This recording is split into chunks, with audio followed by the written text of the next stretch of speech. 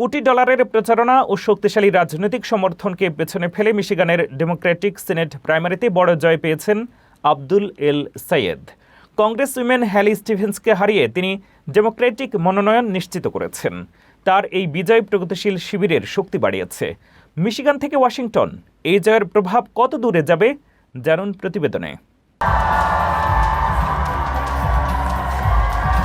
যুক্তরাষ্ট্রের মিশিগান অঙ্গরাজ্যের Democratic senate প্রাইমারিতে বড় চমক দেখিয়েছেন আব্দুল এল সাইয়েদ।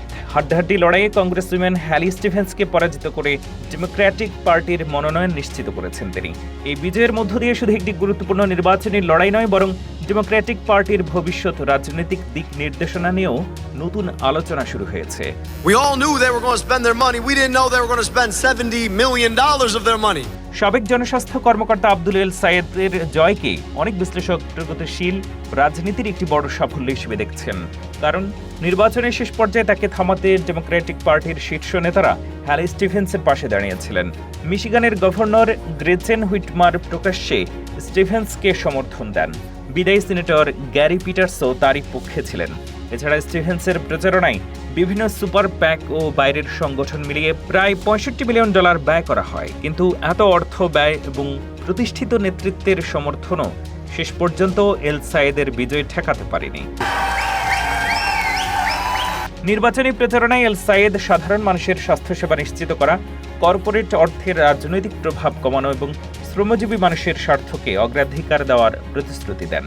তিনি senator Bernie Sanders, Congress women Alexandria Ocasio Cortez এবং ইউনাইটেড অটো ওয়ার্কার্স ইউনিয়নের সমর্থন পান। গাজা যুদ্ধ নিয়ে তার অবস্থান এবং ফিলিস্তিনিদের প্রতি প্রকাশ্য সমর্থনও মিশিগানের মুসলিম ও আরব আমেরিকান ভোটারদের মধ্যে ব্যাপক আলোচনার জন্ম দেয়।